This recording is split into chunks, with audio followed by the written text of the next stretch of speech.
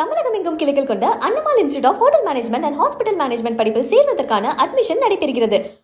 தூத்துக்குடியில் உள்ள ஈத்கா தோட்டத்தில் பக்ரீத் பண்டிகையை முன்னிட்டு அன்பு, சகோதரத்துவம் மற்றும் உலக அமைதி வேண்டி ஆயிரக்கணக்கான இஸ்லாமியர்கள் சிறப்பு தொழுகையில் ஈடுபட்டனர்.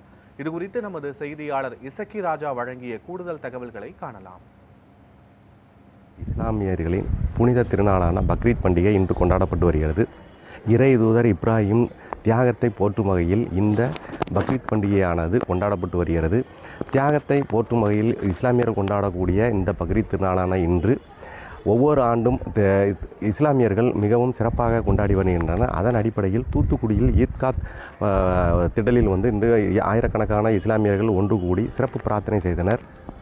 பிரார்த்தனையில் உலக அமைதி மற்றும் சகோதரத்துவத்திற்காகவும் உலக நாடுகள் அமைதியாக இருப்பதற்காகவும் இந்த சிறப்பு பிரார்த்தனை செய்யப்பட்டது.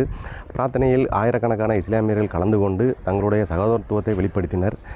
பிரார்த்தனையின் இந்த பண்டிகையின் முக்கிய சிறப்பாக கருதப்படுவது இஸ்லாமியர்கள் தானம் அளிப்பதை சிறப்பாக முன்னுதாரணமாக காட்டுகின்றனர். அதன் ஒரு பகுதியாக இன்று ஆடு, மாடு போன்றவை குர்பானி செய்யப்பட்டு அதனை 3 பங்காக பிரித்து ஒன்றை உறவினர்களுக்கும் நண்பர்களுக்கும் மற்றொன்றை ஏழை எளியவர்களுக்கும் கொடுத்துவிட்டு 3வது பங்கை தங்களது தேவைக்காக பயன்படுத்துகின்ற தியாக திருநாளாக இந்த திருநாளை இஸ்லாமியர்கள் மிகவும் சிறப்பாக கொண்டாடி வருகின்றனர்.